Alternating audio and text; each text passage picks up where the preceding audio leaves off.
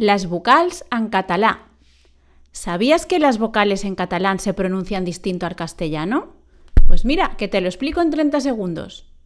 Las vocales son las 5 de siempre. A, E, I, O, U. A y U siempre se pronunciarán como en castellano. Casa, vi, fum. En cambio, la E y la O tienen dos sonidos abiertos, terra, cel, rosa, cosa, y sonidos cerrados, que son los que suenan igual que en castellano. Fems, vent, mosca, bossa. Así que, aunque en catalán tengamos las mismas letras, suenan distinto. ¿Te ha gustado?